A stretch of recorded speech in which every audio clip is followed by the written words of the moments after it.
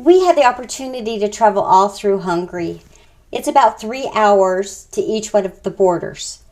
And we had an opportunity to see so much of the country, and it is just beautiful. At different times of the year, we would see all of the canola fields that were just miles and miles and miles of rolling hills of canola fields that are so beautiful. Lavender fields are just everywhere. And the sunflowers in the early summer, maybe June, July, the sunflowers are like this big, and they're taller than Fred. We'd stand out there in these acres and acres of sunflowers, and it's stunning to see how beautiful they are. And rolling hills and fertile farms. And it's just a beautiful, beautiful country. And the transportation is easy to get around. The Villamush and the buses and the metros.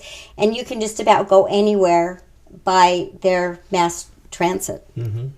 Oh, that's right. And we did have a car. We did travel around, and we lived in Budapest.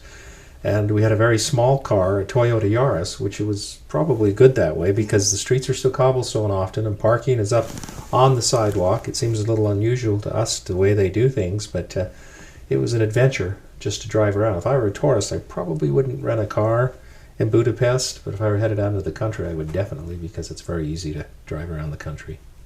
Between walking in between, and to be able to make those connections and get to wherever you want, it's very easy. It was also fun to see the European culture.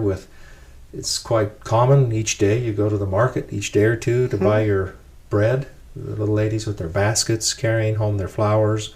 Flower markets, the vegetables, the fruit markets were amazing. Carrying home their bunch of flowers and their fresh loaf of bread and whatever they had gotten at the market. It's just kind of different from our Costco culture. It was kind of fun to see and see the simplicity of it. Well, and they don't really have, refrigerators are very, very small, and the freezers are pretty much non-existent, maybe teeny.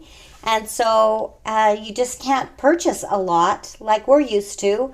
And stockpiling a bunch of groceries. There's not a place to store it in the cupboards or in the refrigerators. And ice. They just think we're crazy Americans that want ice all the time, but we do. But we do. And they would accommodate if they could, but it wasn't readily available.